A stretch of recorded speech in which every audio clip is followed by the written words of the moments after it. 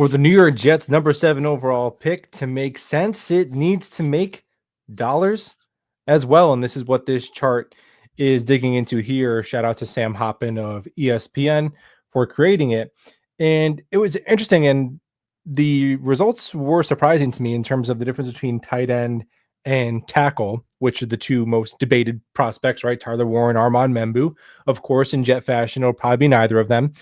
But what this chart is showing is, look at the Jets pick at number 7, which is projected to be a 7.97 annual salary for that rookie contract, and how it would slate at each position, like where that salary would rank at each position. Obviously, like quarterback, they're probably not going to take, but you get a massive discount there.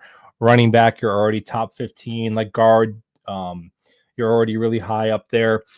But looking at tackle, which both left tackle and right tackle, that number would rank 20th in the NFL, and tight end. So it'd be the 20th highest paid tight end, it'd be the 20th highest paid right tackle, left tackle too, although, the Jets only need a right tackle. And if you look at the highest paid right tackles in the NFL, the top 10 guys make anywhere from all the way at the top, almost 30 million with Tristan Wirfs and Penei Sewell. And then the top 10 rounds out at like 17 million per year at the bottom. And then there's a drop off, and all the way down to the 20th highest paid right tackle is only making just that, just under $8 million per year. That's about like where Morgan Moses is, right?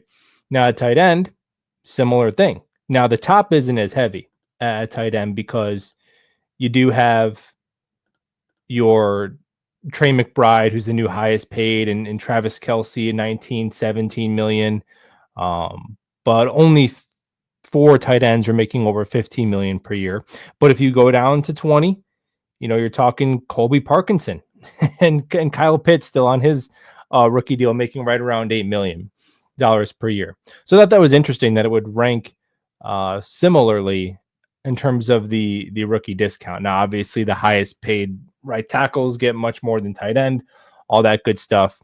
And if you go to the defensive side of the ball, like if we're talking about Mason Graham, interior defensive line is a pretty significant discount, because if the Jets took Graham at 7, he'd be the 38th highest paid defensive interior player in the NFL.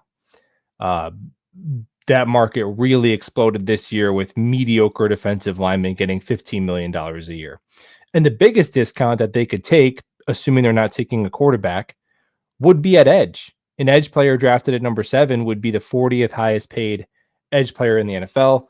Jalen Walker, Michael Williams, Shamar Stewart, definitely not my favorite resource allocation, but just in terms of the discount you'd be getting, the defensive line is actually probably the place to go. Now, of course, it's a football problem, not an accounting problem, so they got to get the talent and the fit and all of that.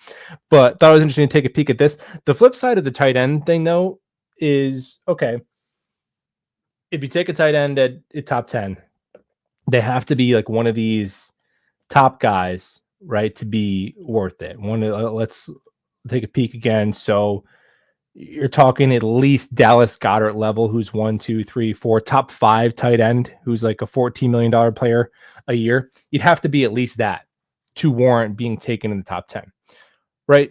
Got it. But I think the flip side is, for a pro Warren argument, would be if you extend the player, which you hope whoever you draft, you're going to extend to a second contract, you can get a little bit of a discount at tight end in terms of just being an excellent pass catcher, right? Because we remember this with Jimmy Graham, where Jimmy Graham essentially was just a big wide receiver, and he was putting up crazy production with the Saints, and he litigated with the NFL to try and get paid as a wide receiver, and he didn't win, and he had to just take tight end money.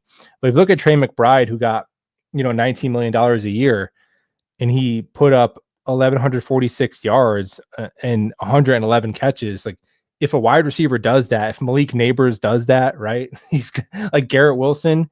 I think I don't know if Garrett Wilson has ever had that many yards. I know he's never had that many catches. Garrett Wilson is probably going to get $30 million a year, or pretty close to it, from the Jets. So you could get the same production from the tight end position and only have to pay them 2/3 on that second contract.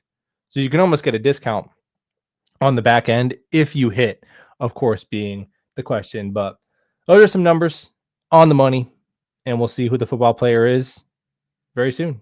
Go Jets.